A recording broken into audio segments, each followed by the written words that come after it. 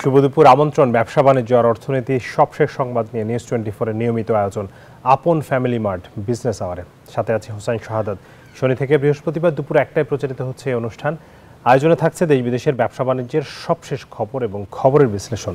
এছাড়াও আছে শেয়ার বাজার এবং মুদ্রা বাজারের আপডেট। প্রতি 3 মাস অন্তর প্রকাশ করার কথা থাকলেও ব্যাংকিং খাতে খেলাপির পরিমাণ বেড়ে যাওয়ায় মার্চের পর থেকে খেলাপি ঋণের তথ্য প্রকাশ করছে না বাংলাদেশ ব্যাংক। বরং ঋণ পুনর্তফসিল এবং ঋণ অবলোপনের সুযোগ দিয়ে খেলাপির অঙ্ক কমিয়ে দেখাতে চায় কেন্দ্রীয় ব্যাংক। যদিও মুখপাত্র বলছেন এর ফলে তারল্য সংকট কাটার পাশাপাশি হবে খেলাপির ভার থেকে চাপমুক্ত। আরও জানাচ্ছেন মিনা ফেরদৌস। প্রতি 3 মাস অন্তর খেলাপি ঋণের তথ্য প্রকাশ করে বাংলাদেশ ব্যাংক। সে অনুযায়ী সবশেষ গত মার্চে বছরের প্রথম প্রান্তিকের খেলাপির তথ্য প্রকাশ করা হয়। সেখানে খেলাপি ঋণের পরিমাণ ছিল 4,20,000 কোটি টাকা। এরপর এপ্রিল জুন প্রান্তিকে খেলাপি বেড়ে দাঁড়ায় 5,30,000 কোটিতে, কিন্তু আনুষ্ঠানিকভাবে সেই তথ্য প্রকাশ করেনি কেন্দ্রীয় ব্যাংক। বিশেষ বিবেচনায় মাত্র 2% ডাউন পেমেন্টে খেলাপি ঋণ পুনর্তফসিল করা হচ্ছে। গেল সপ্তাহে প্রকাশিত বাংলাদেশ ব্যাংকের প্রজ্ঞাপন অনুযায়ী বাণিজ্যিক ব্যাংকগুলো মন্দ ঋণ ও আদায় অযোগ্য খেলাপি ঋণ অবলোপন করতে পারবে। এমন সুযোগ দেওয়ায় ব্যাংকের ব্যালেন্স শিট থেকে খেলাপি গ্রহীতার ঋণের তথ্য সরিয়ে রাখতে পারবে স্ব ব্যাংক। মূলত খেলাপির পরিমাণ কম দেখাতেই এমন নির্দেশনা দেওয়া হয়েছে বলে জানায় বাংলাদেশ ব্যাংক। যে ঋণ অবলুপ্ত হয়ে গেছে, গ্রাহকের বলার কোনো সুযোগ নেই যে আমার ঋণটি তো অবলুপ্ত হয়ে গিয়েছে, অথবা আমি তো এখন ক্লিন, আমি আবার ঋণ প্রাপ্তির সুযোগ সৃষ্টি হয়েছে আমার ক্ষেত্রে, এটা ভাবার কোনো কারণ নেই। এটা করা হয় মূলত ব্যাংকের অ্যাকাউন্টসটাকে ক্লিন করার জন্য। কোন ব্যাংকের কি অবস্থা, কোন ব্যাংক রাইট অফ করতে পারে, কারণ যে প্রভিশন রাখতে পারেনি যে ব্যাংক, তার তো রাইট অফের সুযোগ নেই। বাংলাদেশ ব্যাংকের এমন সিদ্ধান্তে কেন্দ্রীয় ব্যাংকে রাখা বাণিজ্যিক ব্যাংকগুলোর নিরাপত্তা সঞ্চিতির পরিমাণ কমে আসবে। ফলে ব্যাংকগুলোর খেলাপি ঋণও কমে আসবে। এতে গতি ফিরবে ব্যাংকের বাণিজ্যিক কার্যক্রমে। ব্যাংকগুলো দুর্বল হয়ে যাচ্ছে, ব্যাংকের প্রফিটেবিলিটি হচ্ছে না, ব্যাংকে প্রভিশন ঘাটতি হচ্ছে, ব্যাংকের ক্যাপিটাল শর্টফল হচ্ছে। এতে করে কি হচ্ছে, বাংলাদেশের অর্থনীতিতে ব্যাংক থেকে আর বিনিয়োগ করা যাচ্ছে না, বিনিয়োগ সিদ্ধান্ত গ্রহণ করা যাচ্ছে না। কারণ হচ্ছে যে খেলাপি ঋণ কমে আসলে ব্যাংকে তার স্ট্রেংথ ফিরে পাবে, ব্যাংক শক্তিশালী হবে এবং সেই খেলাপির টাকা দিয়েই তো আবার বিনিয়োগ করা হবে অর্থনীতির টাকা আবার ঘোরানো হবে। অর্থনীতিবিদদের মতে এসব খেলাপিদের কাছ থেকে টাকা আদায় করা গেলে চাঙ্গা হবে অর্থনীতি। এর জন্য অর্থ ঋণ আদালতের দ্রুত মামলার নিষ্পত্তির প্রয়োজন বলেও মনে করেন বিশ্লেষকরা। মিনা ফেরদৌস, নিউজ 24, ঢাকা। সংশোধিত নতুন শ্রম আইন কার্যকর হলে দেশে বৈদেশিক বিনিয়োগ কমবে, রপ্তানি ক্ষতিগ্রস্ত হবে এবং শিল্প খাতে অস্থিরতা তৈরি হবে এমন আশঙ্কা জানিয়ে সংশোধিত শ্রম আইন 2025 পুনর্বিবেচনার আহ্বান জানিয়েছেন বিজিএমইএ সভাপতি। গতকাল বিজিএমইএ কার্যালয়ের সংবাদ সম্মেলনে ব্যবসায়ী নেতারা চট্টগ্রাম বন্দরের সাম্প্রতিক মাশুল বৃদ্ধির সিদ্ধান্তকে অযৌক্তিক আখ্যা দেন। তারা বলেন, গত 1 বছরে দেশে 258টি কারখানা বন্ধ হয়েছে। শ্রমিক অধিকারের দাবিতে আন্দোলনের জেরে বারবার উৎপাদন বন্ধ হয়েছে তৈরি পোশাক খাতে। এক অঞ্চল থেকে অন্য অঞ্চলে ছড়িয়ে পড়েছে উত্তেজনা। গেল বছরের অচলাবস্থা কাটিয়ে যখন স্থিতিশীল হতে শুরু করেছে শিল্প খাত, ঠিক তখনই মাত্র 20 জন শ্রমিক নিয়ে ট্রেড ইউনিয়ন গঠনের সুযোগের সিদ্ধান্তে নতুন করে অস্থিরতা তৈরি হয়েছে, এমন সতর্কবার্তা এসেছে ব্যবসায়িক সংগঠনগুলোর কাছ থেকে। বাংলাদেশ যদি এমন অযৌক্তিক শ্রম আইন কার্যকর করে তাহলে বৈদেশিক বিনিয়োগ কমবে, রপ্তানি ক্ষতিগ্রস্ত হবে, শিল্পে অস্থিরতা তৈরি হবে। অন্যদিকে চট্টগ্রাম বন্দরের সক্ষমতা না বাড়িয়ে একসঙ্গে 41% মাশুল বাড়ানোর সিদ্ধান্তেও গভীর উদ্বেগ প্রকাশ করেছেন ব্যবসায়ীরা। তাদের আশঙ্কা, এতে প্রতিযোগিতা হারাবে রপ্তানি বাণিজ্য। তারা যদি এফিশিয়েন্ট হয়, তারা তো অলরেডি এই আনএফিশিয়েন্ট পরিস্থিতিতে যদি 2000 কোটি টাকা প্রফিট করতে পারে, তাহলে তো আরো অনেক বেশি প্রফিট করতে পারবে। তারপরেও কেন 41%? উচ্চ সুদহার, জ্বালানি সংকট ও অবকাঠামোগত সীমাবদ্ধতার জন্যই যখন ব্যবসায় ব্যয় বাড়ছে, তখন কোনো বাণিজ্য চুক্তি ছাড়াই এলডিসি গ্রাজুয়েশন দেশকে আরো চাপে ফেলবে বলে আশঙ্কা প্রকাশ করছে ব্যবসায়ীরা। কার প্ররোচনায় বা কার কারণে কর্মকর্তা কর্মচারী শব্দ দুইটা ঢুকলো, এটা আমাদের জানা দরকার। কোনো বাণিজ্য সংগঠন বলছে না যে এটাকে বাদ দিতে হবে, আমরা গ্র্যাজুয়েটেড হতে চাই না। কেউ বলছে না 5 বছর, 3 বছর ন্যূনতম। সংবাদ সম্মেলনে বক্তারা বলেন, শিল্প খাতে স্থিতিশীলতা আনতে হলে উদ্যোক্তাদের সঙ্গে আলোচনা করেই নীতি নির্ধারণ করা জরুরি। বা অর্থের বিনিময়ে কোনো মরিয়ম আজিজ মৌরিন, নিউজ 24, ঢাকা। দর্শক, আমরা একটু আগে দেখছিলাম যে খেলাপি ঋণ কমাতে বাংলাদেশ ব্যাংক যেই পদক্ষেপ নিয়েছে, মানে বেশ কিছু পদক্ষেপ নিচ্ছে, কিন্তু সেটি আসলে কতটা কার্যকর আমরা আজকে আলোচনা করতে চাই। খেলাপি কমাতে কোন পথে বাংলাদেশ ব্যাংক, এই শিরোনামে আমাদের সাথে অতিথি হিসেবে যুক্ত হয়েছেন অর্থনীতিবিদ এবং স্বতন্ত্র পরিচালক গ্লোবাল ইসলামী ব্যাংক জনাব মাহমুদ হাসান।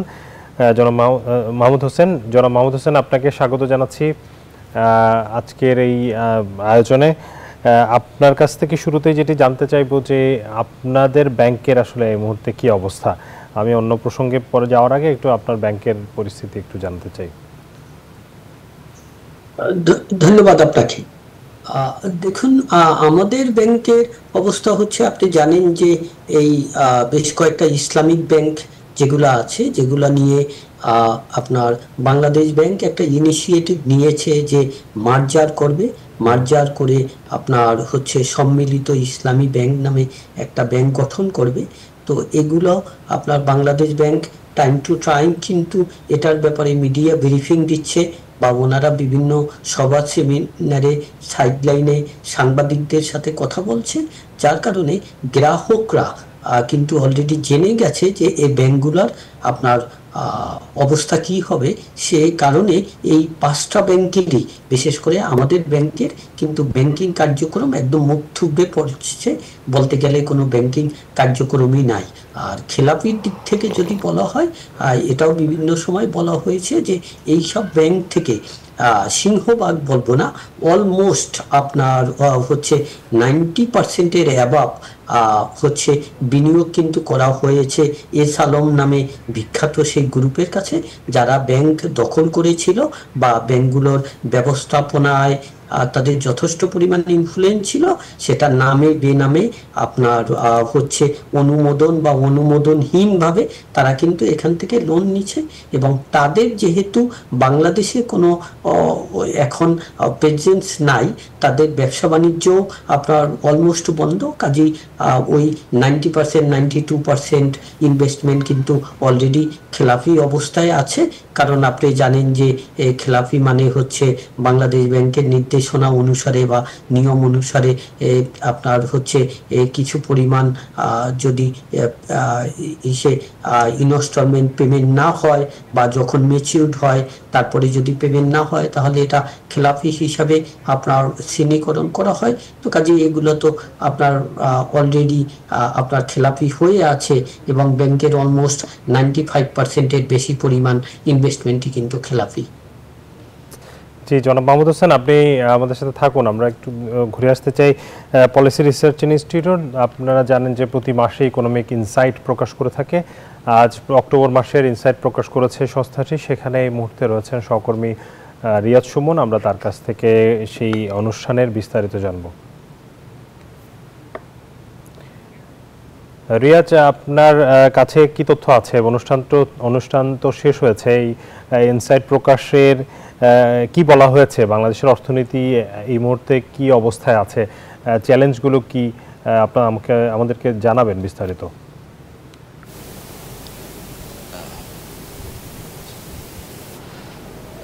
সাদাত, ধন্যবাদ আপনাকে। পলিসি রিসার্চ ইনস্টিটিউট আজকে যে মান্থলি ম্যাক্রোইকোনমিকের যে ইনসাইট প্রকাশ করেছে, সেখানে আসলে কয়েকটি বিষয়ে তারা পরামর্শ তুলে ধরেছে এবং কয়েকটি বিষয়ে যে উদ্বেগ রয়েছে অর্থনীতিতে, সেই বিষয়গুলো তারা তুলে ধরেছে। বিশেষ করে মূল্যস্ফীতি, বিনিয়োগের যে বিষয়টি সেটি বলেছে। তবে অন্যদিকে রিজার্ভ বেড়েছে, সেই বিষয়টি কিন্তু এখানে উঠে এসেছে।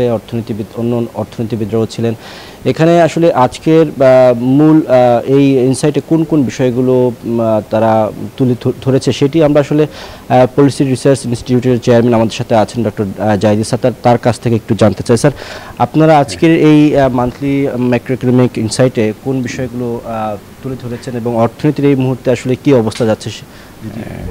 হ্যাঁ, অর্থনীতির বর্তমান অবস্থায় এটাকে আমাদের অ্যাসেস করার উদ্দেশ্য হচ্ছে মান্থলি ম্যাক্রো ইকোনমিক আপডেটসগুলো। সো আমরা বেসিক্যালি আমাদের যে আভ্যন্তরীণ ক্ষেত্রে মানে ডোমেস্টিক ইকোনমিতে বর্তমান স্ট্যাটাসটি কি, বিশেষ করে গ্রোথ কি অবস্থায় দাঁড়াচ্ছে, ইনভেস্টমেন্ট কি অবস্থায় দাঁড়াচ্ছে, এবং আমরা যেটা সামষ্টিক অর্থনীতির যে স্টেবিলিটি বলি, ডোমেস্টিক সাইডে হচ্ছে ইনফ্লেশনটা কন্ট্রোল করা হচ্ছে part of that stability ensure করা, কিন্তু এক্সটার্নাল সাইডে হচ্ছে ব্যালেন্স অফ পেমেন্টসের কি অবস্থা, মানে আন্তর্জাতিক ভারসাম্য, যে লেনদেনের ভারসাম্য, ওইখানে আমাদের অ্যাসেসমেন্ট বেসিক্যালি হচ্ছে যে এখন বর্তমানে অর্থনীতি একটু স্টেবল অবস্থায়, আমরা যে ইনস্টেবিলিটির একটা ধাক্কা লেগেছিল সেখান থেকে আমরা উঠে এসে এখন একটা স্টেবল অবস্থায় এসেছি। এখন হচ্ছে এই স্টেবিলিটির পরে হচ্ছে গ্রোথের বিষয়। বর্তমানের যে মানে প্রবৃদ্ধি, জাতীয় উৎপাদের প্রবৃদ্ধি যেটা হিসাব দেখা যাচ্ছে 4%-এর কম, সেটা হচ্ছে এখন সামষ্টিক অর্থনীতির স্টেবিলিটি এসছে, গ্রোথটা আগের তুলনায় অনেক কমেছে, কিন্তু সামনে ম্যাক্রো স্টেবিলিটি হচ্ছে foundation for growth. So stability যখন এসছে, আগামীতে FY 2026-এ গ্রোথটা বাড়বে, সবাই বলতেছে 5% বা তার চেয়ে উপরে চলে যাবে, আর আমরাও তাই আশা করি, এবং FY 2027-এ আমাদের আগের মতো গ্রোথ যেটা 6-7% বা তার বেশি, ওই অবস্থায় যেতে পারে। বর্তমানে আমরা আগামী বছরের জন্য কিন্তু 5% সবাই আশা করছে। এখানে বিনিয়োগের চ্যালেঞ্জের কথা উঠে এসেছে, সেটি কিভাবে? হ্যাঁ, বিনিয়োগ একটু ধীমা, মানে একটু মিউটেড হবে কারেন্ট ইনভেস্টমেন্ট লেভেল, কারণ এটা হচ্ছে ইন্টারিম গভর্নমেন্ট। ইন্টারিম গভর্নমেন্টে মানে বিনিয়োগকারীরা তো মনে করে যে এটা তো এখনো পলিসি ঠিক হয়নি, পলিসি একটা নতুন সরকার যখন আসবে তখন পলিসিগুলো ঠিক হবে। তো ইন্টারিম গভর্নমেন্টের সময় কিন্তু আমরা আশা করি না যে একদম দেশি বিনিয়োগকারী বা বিদেশি বিনিয়োগকারীরা এসে একেবারে হুড়মুড় করে বিনিয়োগ করবে। সো ইনভেস্টমেন্টে একটু ধীর গতিতে চলছে।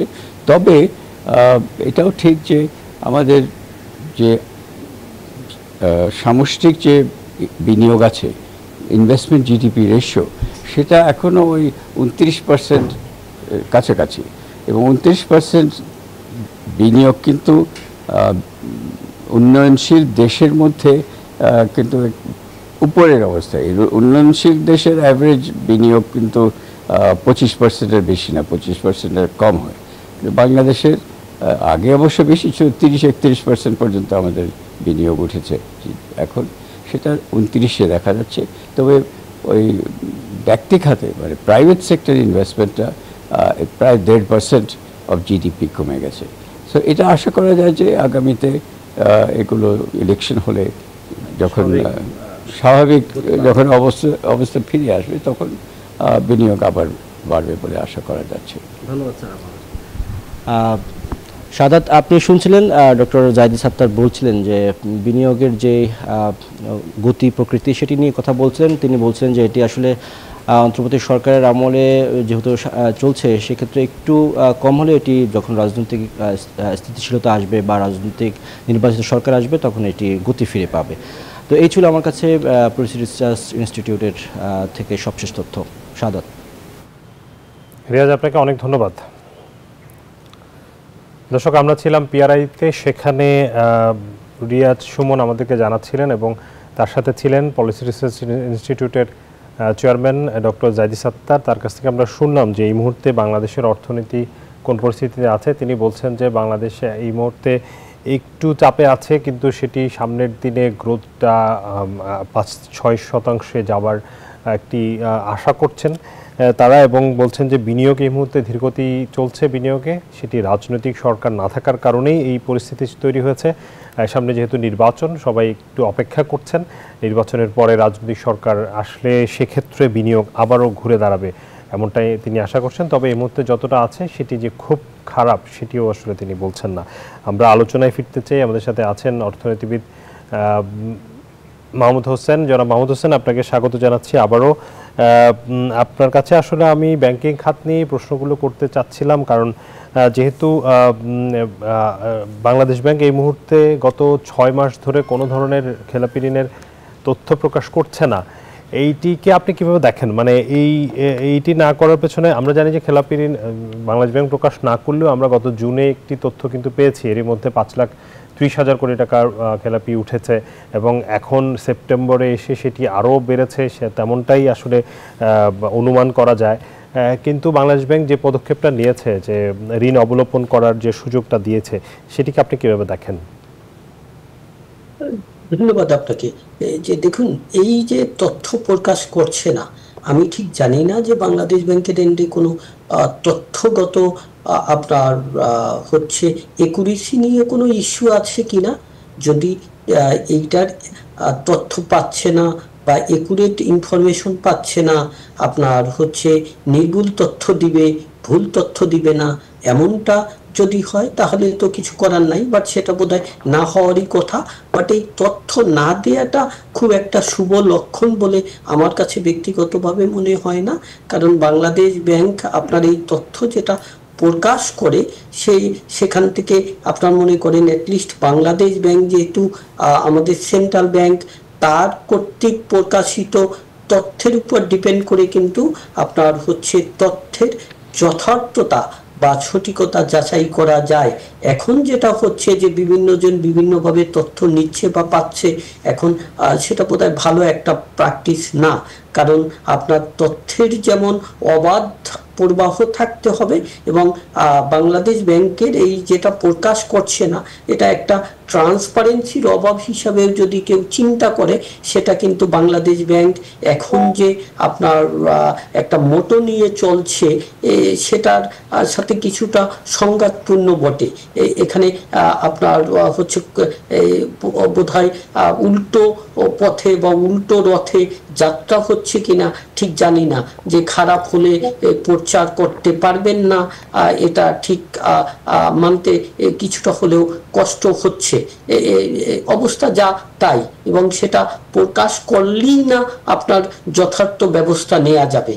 আর হচ্ছে দেখুন, খেলাপি ঋণ কমানোর জন্য বাংলাদেশ ব্যাংক যে ব্যবস্থা নিয়েছে, হ্যাঁ, বিভিন্নভাবে আপনার মনে করেন ব্যবসা বাণিজ্য এফেক্টেড আছে।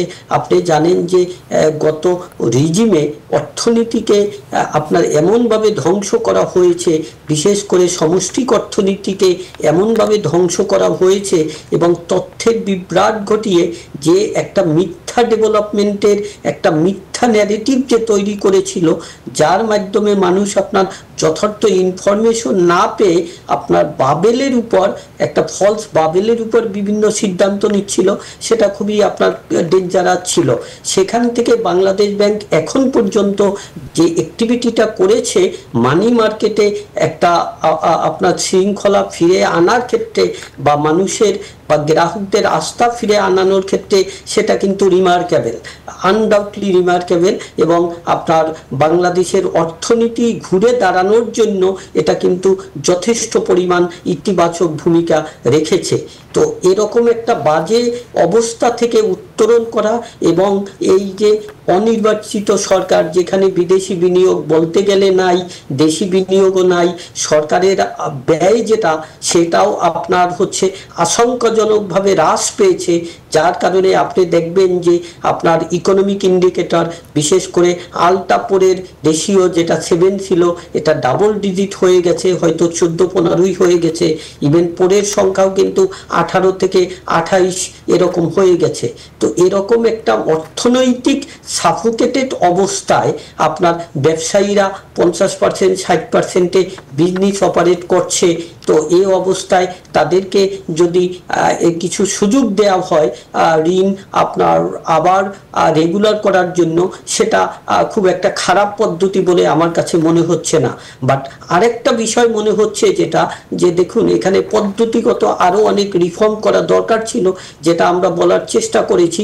যেমন ধরুন যে একটা যে কোনো একটা ইন্ডিভিজুয়াল বিজনেস কর্পোরেট, তার হয়তো আপনার ক্রেডিট লিমিট ছিল সে ফর এক্সাম্পল আপনি 10 মিলিয়ন ডলার ধরেন, এখন $10 মিলিয়ন লোকাল টাকায় তো ক্রেডিট লিমিট দেওয়া হয়েছে, সেটা তখন 80 টাকা 90 টাকা রেটে যে পরিমাণ আপনার লোকাল টাকায় আসতো, এখন যখন ডলার রেট 123 টাকা 24 টাকা হয়েছে, তাহলে কিন্তু সিগনিফিক্যান্টলি তার সক্ষমতা অনেক হ্রাস পেয়েছে।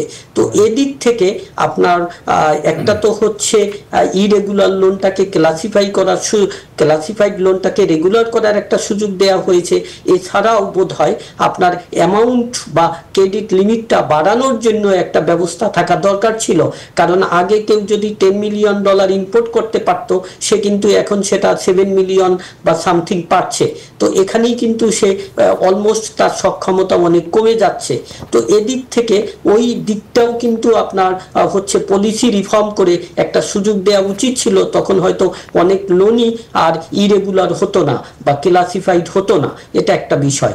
আর এই 2% পে করে যেটা করা হচ্ছে, এটা যেন ঢালাওভাবে না হয় বা রাজনৈতিকভাবে না হয়, বা ব্যাংকগুলোর সাথে আপনার যোগ সাজসে যেন আবার দুষ্কৃতী মহল বা যারা উইলফুল ডিফল্টার বা যারা আপনার মনে করেন হেবিচুয়াল ডিফল্টার, তারা যেন সুযোগ না নেয় শুধুমাত্র ব্যাংকের আর্থিক অবস্থা ফুলিয়ে ফাঁপিয়ে দেখার জন্য, ব্যাংকও যেন এটা অ্যালাউ না করে।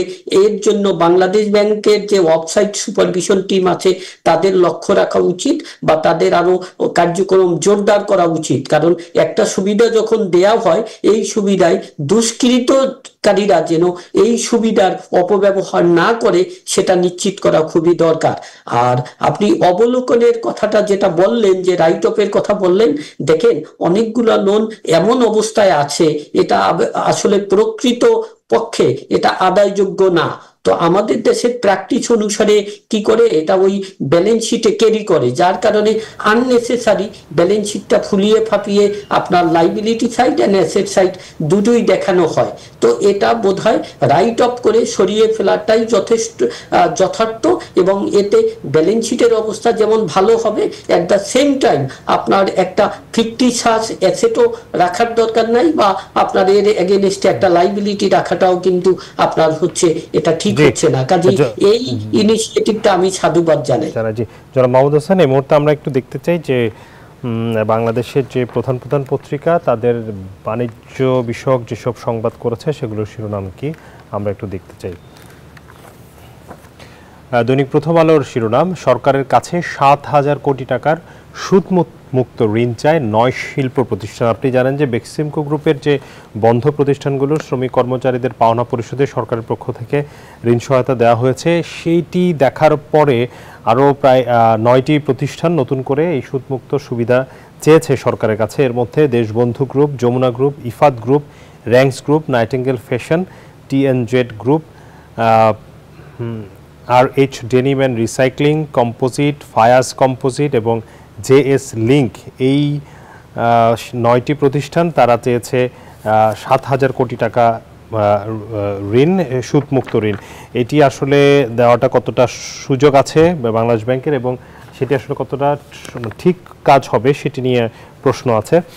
আমরা দেখতে পাচ্ছি দ্য ডেইলি স্টার এর শিরোনাম, তারা বলছে যে আরও কমলো স্বর্ণের দাম, ভরি এখন 2 লাখের নিচে। আমরা জানি গত 3 দিনে বেশ কিছু দাম কমেছে। এর আগের এক সপ্তাহে যেই অস্বাভাবিক দাম বেড়েছিল সেটি কিছুটা অ্যাডজাস্টমেন্ট হয়েছে। আমরা দেখেছি গতকাল 10,000 টাকারও বেশি ভরিতে কমেছে এবং এই মুহূর্তে 1,90,000 বা 92,000 টাকা এখন এই মুহূর্তে স্বর্ণ বিক্রি হচ্ছে। যদি আমরা দেখি বিজনেস স্ট্যান্ডার্ডের যে শিরোনাম, সেখানে বলছে যে ডিজিটাল ব্যাংকে শেয়ার ধারণের নিয়মে শিথিলতা চেয়ে অর্থ মন্ত্রণালয়কে চিঠি বাংলাদেশ ব্যাংকের। আমি এটি নিয়ে একটু আলোচনা করতে চাইবো, আপনার কাছ থেকে একটু বুঝতে চাইবো, যেহেতু আপনি শেয়ার বাজার নিয়ে কাজ করেন, এই বিষয়ে আপনি বিশেষজ্ঞ মতামত দিতে পারবেন নিশ্চয়ই। জনাব মাহমুদ হোসেন, আমাদের কাছে পরের সংবাদটি আছে বাংলাদেশ প্রতিদিন।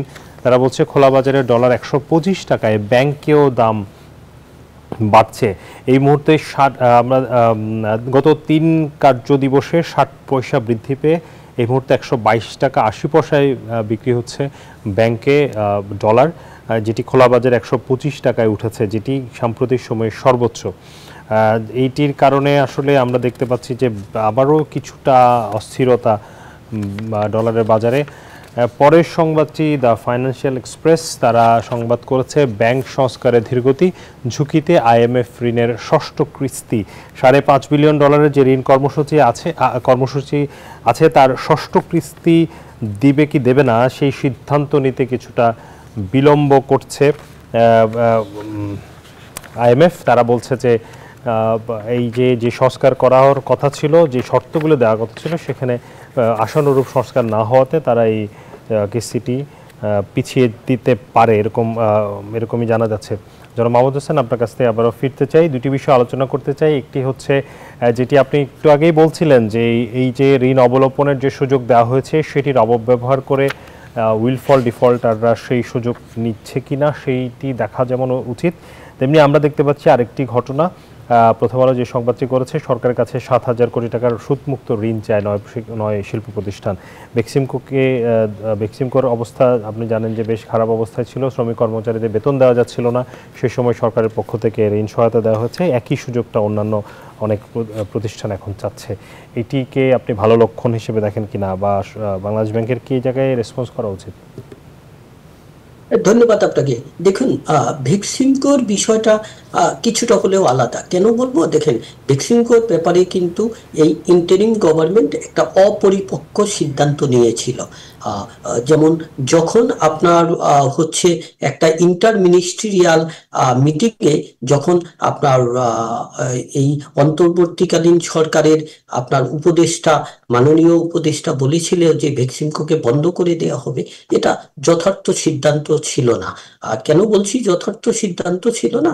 যে দেখেন, বেক্সিমকোর মালিকরা আপনার অনেক দুর্বৃত্তায়ন করেছে, অনেক খারাপ কাজ করেছে, বাট এই একটা গ্রুপের সাথে কিন্তু আপনার লক্ষ লক্ষ মানুষ বিভিন্নভাবে একটা আপনার ইনভলভ আছে। তো কাজেই মালিকানা পরিবর্তন করে আপনার তখন কিন্তু এই শিল্প প্রতিষ্ঠানের ব্যাপারে আপনার ইতিবাচক কিছু সিদ্ধান্ত নিয়ে এটা অপারেট করা যেত।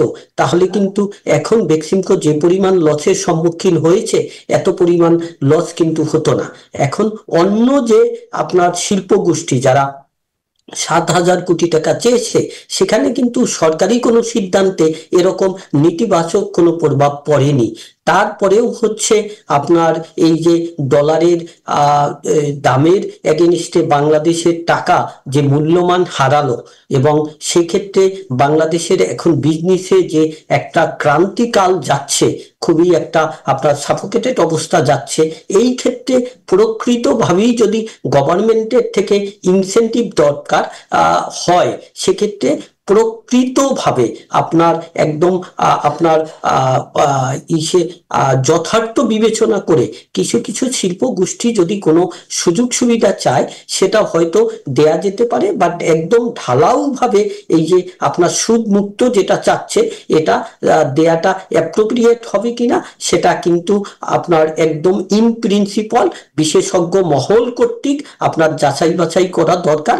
কারণ এই ব্যবসাগুলোকেও যেমন সার্ভাইভালের জন্য সরকারকে সাপোর্ট করতে হবে, বাংলাদেশের অর্থনীতি স্বার্থী করতে হবে, বাংলাদেশের জনগণের স্বার্থী করতে হবে, আবার এট দ্য সেম টাইম এই বিজনেস অলিগাররা যেন অন্যায়ভাবে রাষ্ট্রের সুযোগ সুবিধা না নিতে পারে, যাতে আপনার ওই বড়লোকরা আরো অনেক বেশি বড়লোক হচ্ছে এবং গরিব মানুষের টাকা আপনার বড়লোকদের ঝুড়িতে জমা পড়ছে, তা যেন না হয়। এই সব ব্যবসা প্রতিষ্ঠান এরা আপনার কি পরিমাণ অর্থ সম্পদ বিদেশে নিয়ে তৈরি করেছে এবং কি পরিমাণ তারা, সেটা এই সব না, যে কোনো ব্যবসা প্রতিষ্ঠানই বিদেশে কি পরিমাণ সম্পদ তৈরি করেছে এবং বাংলাদেশে আর্থিক অবস্থা তাদের কেন এত খারাপ হলো, সেটা কি ব্যবসায়িক রিজনে হলো, না টাকা সরিয়ে নেয়ার জন্য হলো, না আপনার মনে করেন যেমন অনেক ব্যবসা প্রতিষ্ঠান আছে ব্যাংক থেকে হাজার হাজার কোটি টাকা লোন নিয়ে তারা আপনার যথেষ্ট পরিমাণ ল্যান্ডে ইনভেস্ট করছে বাংলাদেশের মধ্যেই,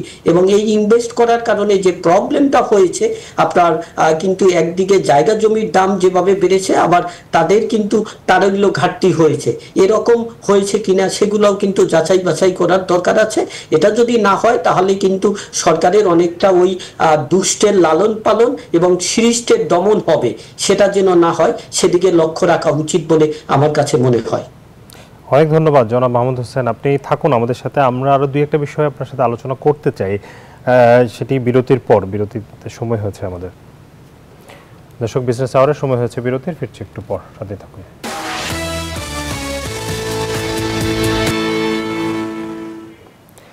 দর্শক, বিরতির পর আবারও স্বাগত জানাচ্ছি বিজনেস আওয়ারে। আমরা আলোচনা করছিলাম, আমাদের সাথে অতিথি হিসেবে আছেন মাহমুদ হোসেন, অর্থনীতিবিদ এবং গ্লোবাল ইসলামী ব্যাংকের স্বতন্ত্র পরিচালক। জনাব মাহমুদ হোসেন, আপনাকে আবারও স্বাগত জানাচ্ছি। আপনার সাথে আলোচনা করব, তবে তার আগে আমরা একটু শেয়ার বাজারের খবর জানাতে চাই।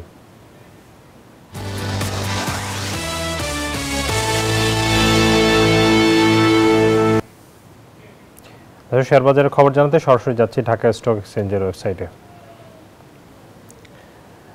বেশ ইতিবাচক ধারায় লেনদেন চলছে এই মুহূর্তে। ডিএসসিএক্স ইন্ডেক্স 16 পয়েন্ট বেড়েছে, অবস্থান করছে 5100 পয়েন্টে। ডিএসসি সরিয়া ইন্ডেক্স 1076-এ অবস্থান করছে, প্রায় 5 পয়েন্টের মতো বেড়েছে। ডিএস30-র অবস্থান 1987, বেড়েছে 13.7 পয়েন্ট।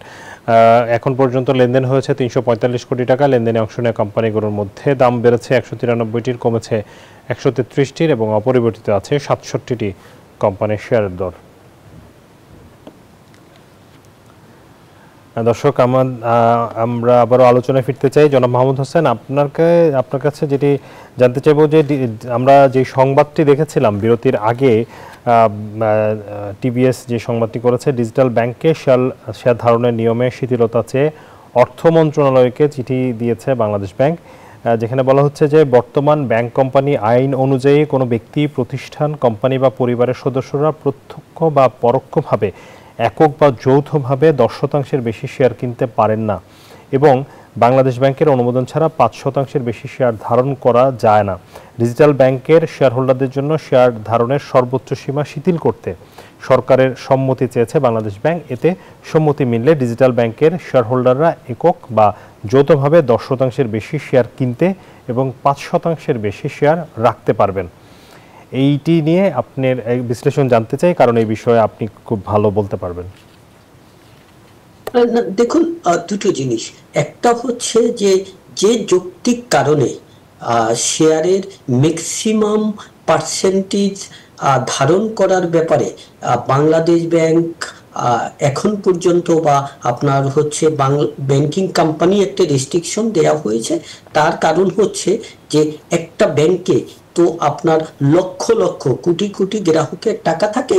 তো দেখা যায় যে আপনি যদি আলোচনার স্বার্থে ধরেন যে কোনো একটা ব্যাংকে আপনার যারা উদ্যোক্তা পরিচালক, যারা ব্যাংকের সম্পূর্ণ সম্পদের ব্যবস্থাপনায় যারা বিভিন্নভাবে কর্তৃত্ব ফলান, তাদের ইনভেস্টমেন্ট হয়তো থাকে 300 কোটি টাকা, বাট তারা হয়তো বা আরও ইনভেস্টমেন্ট আপনার সাধারণ বিনিয়োগকারী সহ 500 বা 1000 কোটি টাকা হয়, বাট তারা কিন্তু 40,000 50,000 কোটি টাকা মার্কেট থেকে ডিপোজিটরদের কাছ থেকে নিয়ে অলমোস্ট আপনার মনে করেন 30-40,000 কোটি টাকার অর্থের একটা কর্তৃত্ব তারা ফলায়। তো এক্ষেত্রে এই কর্তৃত্বটা যদি একটা ফ্যামিলির কাছে বা আপনার মনে করেন একজন ব্যক্তির কাছে চলে যায়, তাহলে এখানে আপনার হচ্ছে যথেষ্ট পরিমাণ অনিয়ম বা যথেষ্ট পরিমাণ অন্যায় হতে পারে, যেটা আমরা ব্যাংকিং সেক্টরের যে বর্তমান অবস্থা সেখান থেকে আমরা খুব সহজে নিকট অতীতের একটা উদাহরণ পাবো। এই জন্যই কিন্তু বারবার বাংলাদেশ ব্যাংক বা আপনার হচ্ছে অর্থ মন্ত্রণালয় যেটা বলছে যে একক পরিবারের কাছে বা কোনো একটা ব্যক্তির কাছে যথেষ্ট পরিমাণ পার্সেন্টেজ অফ শেয়ার হোল্ডিং দেয়া যাবে না, যাতে তার কর্তৃত্বটা আরো বেশি হয়। তো সেদিক থেকে ডিজিটাল ব্যাংক যেটা আসছে, যদিও এটা নতুন উদ্যোগ, বাট এখানে আপনার স্কোপটাই এত বেশি এবং মার্কেট থেকে এত বেশি সাড়া, পজিটিভ সাড়া পাওয়া গেছে যে এখানে এমন কোনো অবস্থা আছে বলে মনে হয় না যে এখানে যদি একটা সিগনিফিক্যান্ট পোর্শন হোল্ড করতে না দেওয়া হয় তাহলে কোনো উদ্যোক্তা পাওয়া যাবে না বা কোনো ইনভেস্টর পাওয়া যাবে না, এটা আপাত দৃষ্টিতে মনে হয় না। তো সেদিক থেকে বাংলাদেশ ব্যাংক কেন এখানে একটা শিথিলতা চাচ্ছে সেটা আমার কাছে বোধগম্য মনে হচ্ছে না এবং আমার কাছে মনে হয় এটা না থাকাটাই ভালো হবে। যদিও বাংলাদেশ ব্যাংক আর একটা বলছে যে এই প্রতিটা ব্যাংকে হচ্ছে আপনার শেয়ার হোল্ডার ছাড়াও আপনার ইন্ডিপেন্ডেন্ট ডিরেক্টর অনেক হবে, যার কারণে এইসব ব্যাংকে শুধু ওনার ডিরেক্টররা তাদের কর্তৃত্ব ফলাতে পারবে না বা অনিয়ম করতে পারবে না, বাট প্রকৃত অর্থে দেখা যায় যে বেশিরভাগ ইন্ডিপেন্ডেন্ট ডিরেক্টররাই কিন্তু তাদের নিয়োগ প্রক্রিয়া যেভাবে হয় বা যেভাবে করে তারা অ্যাক্ট করে তাতে তারা dependent to the owners director হয়। তো কাজী ওটা দিয়ে ব্যালেন্স করা যাবে বলে বাংলাদেশের রাজনৈতিক সংস্কৃতি বা ব্যবসায়িক বর্তমান অবস্থায় আমার কাছে মনে হয় না। তো সেদিক থেকে বোধ হয় এটা ঠিক হচ্ছে কিনা এটা আপনার বিচার বিবেচনার দাবি রাখে, যে আবার কিছুটা শিথিলতা দেওয়াটা বোধহয় উচিত হবে না, এবং সেক্ষেত্রে কোনো একটা মহল হয়তো আপনার মনে করেন এটার অসৎ ব্যবহার করতে পারে বা হওয়ার সম্ভাবনা থাকে। কারণ অনেক রাজনৈতিক সিদ্ধান্তই কিন্তু অর্থনৈতিক সিদ্ধান্ত যেটা অ্যাপ্রোপ্রিয়েট না, সেখানে অযাচিত আপনার হস্তক্ষেপ করে তাদের স্বার্থে আপনার মনে করেন এটা ইউজ করে, যার কারণে অর্থনীতি অথবা দেশে একটা ইমব্যালেন্স তৈরি হয় বা অন্যায় সংগঠিত হয়, সেটা কিন্তু আমরা অতীতে দেখতে পেয়েছি। হ্যাঁ জি, আমরা পরিষ্কার আপনার বক্তব্যে আসলে এই বিষয়টা নিয়ে নিশ্চয় বাংলাদেশ ব্যাংক আবারও চিন্তাভাবনা করবে। আমরা আরেকটা বিষয় নিয়ে সবশেষ আলোচনা করে শেষ করতে চাই, সেটি হচ্ছে খোলা বাজারে ডলারের দাম বেড়েছে। আমরা জানি যে ডলারের দাম বেশ দীর্ঘ সময় ধরেই স্থিতিশীল অবস্থায় আছে, যেটি ভালো খবর। কিন্তু হঠাৎ করেই দাম বাড়ার পেছনে যেটি বলা হচ্ছে, ব্যাংকাররা যেটি বলছেন যে এটি আপনি আরও ভালো বলতে পারবেন, বলছেন যে সামনে রমজান মাসকে সামনে রেখে ভোগ্যপণ্যের আমদানিতে এলসি খোলার প্রবণতা বেড়েছে, যেটির কারণে ডলারের চাহিদা বেড়েছে, যে কারণে বাজার ঊর্ধ্বমুখী। এই পরিস্থিতিতে বাংলাদেশ ব্যাংক যেটি করেছিল গত এক বছরে প্রায় $2 বিলিয়ন মতো কিনেছে খোলা বাজার থেকে, ব্যাংকগুলো থেকে, সেই জায়গাতে এখন কি আবার ব্যাংকে মানে বাজারে ডলার সরবরাহ, যেহেতু চাহিদা বেড়েছে, বাংলাদেশ ব্যাংকের উচিত কিনা ডলার বিক্রি করা? জি দেখুন, একটা জিনিস কিন্তু স্বীকার করতে হবে যে 24-এর গোড়ার দিকে, মানে 36 জুলাইয়ের আগে অথবা আপনার মনে করেন 23-এর লাস্টের দিকে যেভাবে করে নিয়ন্ত্রণবিহীন হয়ে উঠছিল ডলার মার্কেট, এবং বিশেষ করে এই যে IMF এর সুবিধা নেয়ার জন্য আপনার সরকারের নিয়ন্ত্রণ যেভাবে করে আপনার হচ্ছে পদক্ষেপ যেভাবে করে গুটিয়ে নেওয়া হচ্ছিল, তারপরেও এই যে foreign exchange market Bangladesh bank বিভিন্নভাবে কৌশলে আপনার নিয়মতান্ত্রিক কৌশলে যেভাবে করে হস্তক্ষেপ করে কন্ট্রোল করেছে, এটা কিন্তু আপনার প্রশংসার দাবি রাখে। এবং অর্থনৈতিক উন্নয়ন যতটুকু হচ্ছে বা অর্থনীতি যতটুকু স্থিতিশীল আছে, বিশেষ করে মুদ্রাস্ফীতি বা মূল্যস্ফীতির কথা বলেন যে লাগামহীন অবস্থায় হয়ে গেছিল, সেখানে কিন্তু বাংলাদেশ ব্যাংকের পদক্ষেপ যথেষ্ট পরিমাণ প্রশংসার দাবি রাখে। আর এখন যেটা খোলা বাজারে কিছুটা রেট বেড়েছে, এ ব্যাপারে আমি বিশ্বাস করি যে বাংলাদেশ ব্যাংক যথার্থ ব্যবস্থা নিবে। কারণ এখানে যে প্রবলেমটা হচ্ছে যে অতিরিক্ত পরিমাণ যদি এটা বেড়ে যায়, তাহলে কিন্তু যেই মূল্যস্ফীতি বা মুদ্রাস্ফীতির ব্যাপারে বাংলাদেশ ব্যাংক মানি মার্কেটে একটা আপনার অ্যাপ্রোপ্রিয়েট ব্যবস্থা নিয়ে যে একটা সহনীয় অবস্থায় যাওয়ার যাত্রা শুরু করেছে, আমি বলবো না সহনীয় অবস্থায় নিয়ে আসতে পেরেছে, বা যাত্রা শুরু করেছে এবং ইতিবাচক প্রভাব দেখা গেছে, সেখানে কিন্তু কিছুটা হলেও নেতিবাচক প্রভাব পড়বে। কাজেই বাংলাদেশ ব্যাংক এখানে অ্যাপ্রোপ্রিয়েট ব্যবস্থা নিবে। এবং আপনার রোজার কথা বলি বা আপনার মনে করে নিবেন আমদানির কথাও যদি বলি, প্রিভিয়াস পিরিয়ডের চেয়ে আপনার সামান্যতম হলেও কিন্তু কিছুটা আপার এন্ডে আছে, তো ওখানেও কিছু চাহিদা বাড়ছে। তো এই কারণে হতে পারে, বাট বাংলাদেশ ব্যাংক যথাযথ ভূমিকা নিবে বলে আমি বিশ্বাস করি এবং আশা করি বাংলাদেশ ব্যাংক এই জায়গাটা তো তাদের বিচক্ষণতার সাথে এই ডলার বাজারটা নিয়ন্ত্রণ করবে। আপনাকে অনেক ধন্যবাদ জনাব মাহমুদ হোসেন। অনেকগুলো বিষয় নিয়ে আজকে আপনার সাথে আলোচনা করেছি এবং আপনার এই আলোচনা থেকে নিশ্চয়ই নীতি নির্ধারকরা বেশ কিছু চিন্তার খোরাক পাবেন এবং আমাদের যে দর্শকরা তারাও উপকৃত হবেন। অনেক ধন্যবাদ আপনাকে। ধন্যবাদ আপনাকে এবং দর্শকরা যারা শুনেছেন। দর্শক, আলোচনা করছিলাম অর্থনীতিবিদ মাহমুদ হোসেনের সাথে। তিনি অনেকগুলো বিষয় নিয়ে আসলে আজকে আমরা আলোচনা করেছি। চলে যাচ্ছি পরবর্তী সংবাদে। দেশের বাজারে আরেক দফা কমলো স্বর্ণের দাম। এবার ভরিতে 10,474 টাকা কমিয়ে 22 ক্যারেটের 1 ভরি স্বর্ণের দাম 1,93,809 টাকা নির্ধারণ করেছে বাংলাদেশ জুয়েলার্স অ্যাসোসিয়েশন বাজুস।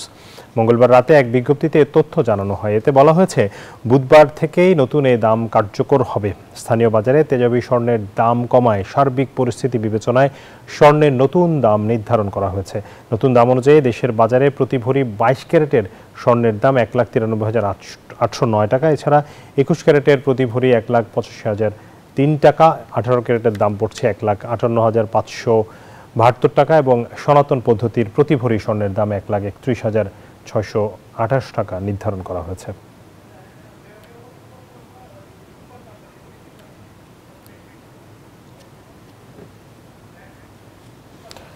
দর্শক, স্বর্ণের দাম তো জানলেন, আমরা প্রতিদিনের মতো রূপার দরদামটা একটু জানাতে চাই। স্বর্ণের দামের সাথে পাল্লা দিয়ে কিন্তু গত কয়েক মাসে রূপার প্রচুর দাম বেড়েছে। আমরা দেখতে পাচ্ছি যে রূপা 2 থেকে 2,500 টাকায় বিক্রি হচ্ছিল 22 ক্যারেট প্রতি ভরি, সেটি এই মুহূর্তে 4,246 টাকায় উঠেছে, যেটি যদিও এর আগে প্রায় 5,000-এর কাছাকাছি 4,900-র বেশি দামে কিন্তু পর্যন্ত উঠে গেছিল, সেটি আবারও কিছুটা কমে এসছে। 21 ক্যারেটের দাম পড়ছে 4,047 টাকা, 18 ক্যারেট 3,476 টাকা এবং সনাতন বা পুরনো রূপা বিক্রি হচ্ছে 2,601 টাকায়। দর্শক, এর সাথে আরো একটি বিরতিতে যাচ্ছি, একটু পরে ফিরছি। আবারও স্বাগত আপন ফ্যামিলি মার্ট বিজনেস আওয়ারে। এবারে জানাবো জনপদের শিল্প ও বাণিজ্যের খবর।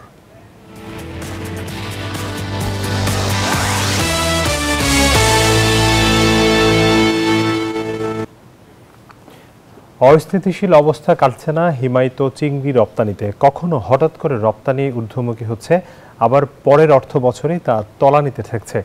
মৎস্য কর্মকর্তারা বলছেন বহির্বিশ্বে যুদ্ধ পরিস্থিতির অবস্থা ও বাগদা গলদা চাহিদা বৃদ্ধি পাওয়ায় গত কয়েক বছরের সংকট কাটিয়ে ওঠা সম্ভব হয়েছে। তবে রপ্তানিকারকদের মতে চিংড়ি উৎপাদনে এবং প্রক্রিয়াজাতকরণে ধারাবাহিক স্থিতিশীল অবস্থা না থাকায় রপ্তানিতে উত্থান পতন ঘটছে।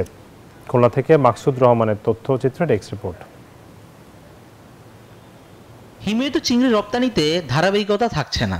মৎস্য পরিদর্শন ও মান নিয়ন্ত্রণ দপ্তরের তথ্য অনুযায়ী 2021-22 অর্থ বছরে খুলনা অঞ্চলের হিমায়িত চিংড়ির সর্বোচ্চ রপ্তানি হয় 24,104 মেট্রিক টন, যার বাজার মূল্য ছিল 3,746 কোটি টাকা। এরপর 2022-23 ও 23-24 অর্থ বছরে রপ্তানিতে ধস নামে। আবার 2024-25 অর্থ বছরে সে ধাক্কা কাটিয়ে ইতিবাচক ধারায় ফেরে চিংড়ি রপ্তানি। চলতি অর্থ বছরে রপ্তানি হয় 19,436 মেট্রিক টন, যার বাজার মূল্য 2,531 কোটি টাকা। বহির্বিশ্বে স্থিতিশীলতা ও চিংড়ির চাহিদা বাড়ায় রপ্তানি ইতিবাচক ধারায় ফিরেছে বলে জানান মৎস্য কর্মকর্তারা। এই মুহূর্তে যুদ্ধ অবস্থাগুলো অনেকটা স্থিতিশীল, যার কারণে উন্নত বিশ্বের যে চাহিদাগুলো ছিল, ক্রেতার চাহিদাগুলো, এগুলো আবার পুনরায় ফেরত আসছে। পোনা সংকট, অবকাঠামো সংকট সহ নানা সীমাবদ্ধতায় রপ্তানিতে উত্থান পতন হয় বলে জানান চিংড়ি চাষী ও মৎস্য কর্মকর্তারাও। দুর্বল অবকাঠামোর ভিতরে আছে যে আমাদের যে খামারগুলো আছে সেখানে গভীরতা কম। খামারগুলোতে যে পানি সরবরাহ হয় যে খালগুলো দিয়ে, ফিডার ক্যানেলগুলো, এগুলোর অবস্থা খুবই নাজুক। পাশাপাশি সেকেন্ড যে প্রবলেম সেটি হচ্ছে যে গুণগত মানসম্পন্ন চিংড়ির পোনার অভাব। চিংড়ি উৎপাদনে ও প্রক্রিয়াজাতকরণে ধারাবাহিক স্থিতিশীলতা না থাকায় রপ্তানিতে অনিশ্চয়তার কথা জানান মৎস্য রপ্তানিকারকরা। 2013-14 অর্থ বছরের কথা যদি আমরা মনে করি তাহলে দেখব ওই বছর আমরা 63,000 মেট্রিক টন রপ্তানি করেছিলাম, আয় করেছিলাম। তখন দাম অনেক কম ছিল, তারপরেও আয় করেছিলাম 638.39 মিলিয়ন মার্কিন ডলার। কিন্তু আজ পর্যন্ত ওইটাকে আমরা আর ক্রস করতে পারি নাই। চিংড়ি রপ্তানিতে স্থিতিশীলতা ফেরাতে সংকট চিহ্নিত করে সমাধানের দাবি জানিয়েছেন সংশ্লিষ্টরা। Desk report, news 24। দর্শক, একটি রপ্তানির নতুন সম্ভাবনা আমাদের এই চিংড়ি খাত, কিন্তু সেটিকে আমরা যথাযথভাবে কাজে লাগাতে পারছি না। আপনারা দেখছিলেন বেশ উন্নত মানের ভালো চিংড়ি কিন্তু আমাদের এখানে উৎপাদন হয়, সেটি কেন রপ্তানিতে আমরা আরও ভালো করতে পারছি না, সেই জায়গাটাতে সরকারের কাজ করা উচিত, এমনটাই উদ্যোক্তারা বলছেন। আগাম শীতকালীন সবজি তুলতে ও বিক্রয় করতে ব্যস্ত সময় পার করছেন লালমনিরহাটের কৃষক। আবহাওয়া অনুকূলে থাকায় বিভিন্ন সবজির বাম্পার ফলন হয়েছে, বাজারের ভালো দাম পেয়ে খুশি কৃষক। রবিউল হাসানের তথ্য ছবিতে, ডেস্ক রিপোর্ট। প্রতি বছরের ন্যায় এবছরও লালমনিরহাটে আগাম শীতকালীন সবজি চাষাবাদ করে লাভবান হচ্ছে কৃষকরা। সার কীটনাশকের খরচ বাদেও দ্বিগুণ লাভ পাচ্ছেন কৃষক। পাশাপাশি বাজারগুলোতে সবজি সরবরাহ বাড়ায় কমতে শুরু করেছে দাম। বাজারগুলোতে খুচরা প্রতি কেজি ফুলকপি 80 থেকে 90, বেগুন 50 থেকে 60, শসা 40 থেকে 60 ও করলা 70 থেকে 80 টাকায় বিক্রি হচ্ছে। এই পর্যন্ত আমার 1 লক্ষ টাকা বিক্রি হয়ে গেছে 2 বিঘা জমি থেকে। আশা করি যে আল্লাহ পাক যে এরকম ভালো ফলন এবং রেট দাম ভালো থাকে, তাহলে আশা করি 7-8 লক্ষ টাকা বিক্রি করে আল্লাহর রহমত। মোটামুটি ভালো ফলন হচ্ছে, বাজারও ভালো। শেষ পর্যন্ত ইনশাল্লাহ আশা করা যায় যে মোটামুটি 2 লাখের কাছাকাছি বিক্রি হবে। করলা লাগাইছি, শসা, বেগুন আর কফি গাছে দেরি হবে, কফি লাগাইছি। কৃষকদের প্রয়োজনীয় পরামর্শ ও সহযোগিতা দিচ্ছে কৃষি বিভাগ। জৈব বালাইনাশক ও ছত্রাকনাশক স্প্রের মাধ্যমে কৃষক ভাইদের উদ্বুদ্ধ করে থাকি। আগাম সবজির ভালো দাম থাকায় পত্র এলাকার কৃষক ভাইরা বেশ উপকৃত হচ্ছে এবং লাভবান হচ্ছে। প্রায় 1000 কৃষককে শাকসবজি চাষে প্রণোদনা দেওয়া হয়েছে বলে জানান এই কৃষি কর্মকর্তা। শীতকালীন শাকসবজির যে আমাদের উৎপাদনের টার্গেট, এটা লক্ষ্যমাত্রা আমাদের আছে 6500। ইতিমধ্যে আমাদের কিছু আগাম শাকসবজি উৎপাদিত হয়েছে, যেটা অলরেডি বিক্রি চলমান। চলতি রবি মৌসুমে লালমনিরহাটে 500 হেক্টর জমিতে আগাম শীতকালীন সবজি চাষাবাদ করা হয়েছে। Desk report, news 24। কৃষকের মুখে হাসি থাকলে কিন্তু বাংলাদেশ হাসে, আমরা সেটি সবসময় দেখেছি। আমরা চাই কৃষকরা ভালো দাম পাক এবং তারা আরও বেশি উৎপাদন করুক, এবং সেটি আমাদের খাদ্য নিরাপত্তার জন্য অনেক বেশি জরুরি। জানাবো বিশ্ব বাণিজ্যের খবর।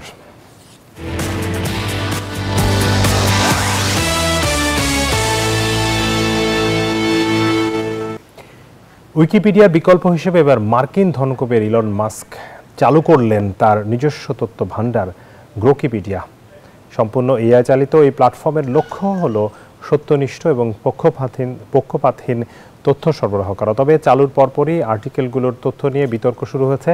বিশেষ করে ইলন মাস্ক এবং জর্জ ফ্লয়েডের মতো ব্যক্তিদের নিয়ে লেখা আর্টিকেলে উইকিপিডিয়ার চেয়ে সম্পূর্ণ ভিন্ন এবং বিতর্কিত তথ্য তুলে ধরা হয়েছে।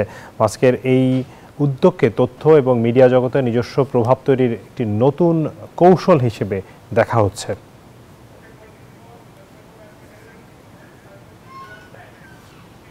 দর্শক, এই ছিল বিজনেস আওয়ারের আজকের আয়োজনে। সাথে থাকার জন্য ধন্যবাদ সবাইকে।